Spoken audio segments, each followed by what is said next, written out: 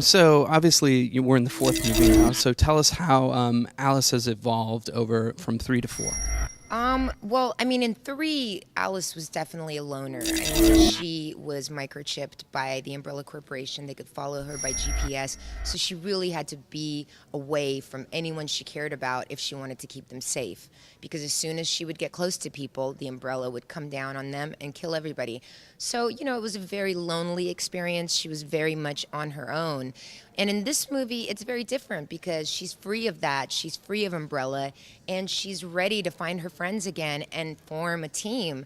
The team that's going to be the ultimate team that's going to take them down. So, it's a lot of fun. I mean, the movie is just out of this world action and great characters. We have a lot of new characters coming in that are favorites from the game, some great new monsters, and just us having the best time of our lives shooting these movies. I mean, we love them and we love shooting them, and I think that comes across on screen. Yeah, after a while, it's got to, since you've been working with the same people on over, it's got to be kind of like a shorthand, a family vibe on set. Oh, it's definitely a family affair. In the Jovovich Anderson household, Resident Evil is constantly on our brains and always talking about what will happen next, and can we bring that person back? Well, maybe we can clone them, maybe blah, blah, blah. There's so much, technology that we can use to bring back blah, blah, blah, and this person and that person. So, and always what's going to happen next? Even if we never make another movie, we are just always thinking about it because we love it and we have so much fun doing it. And it's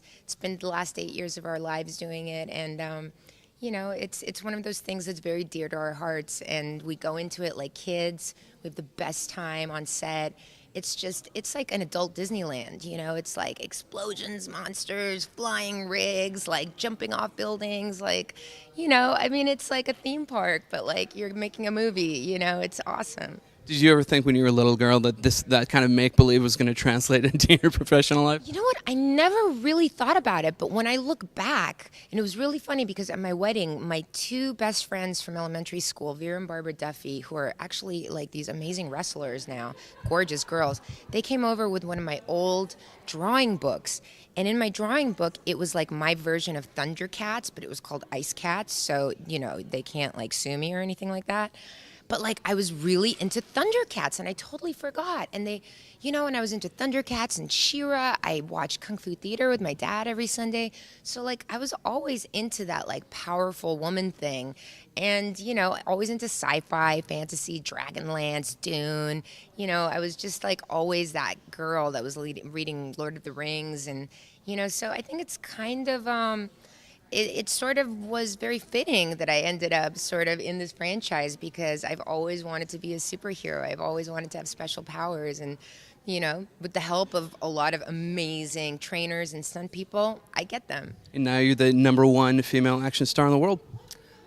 I don't know what to say about that, but I have a lot of fun making these movies, and I think people feel the love, that's for sure, because we put so much love into it. And it's great because the real hardcore fans are going to find elements that only they would know.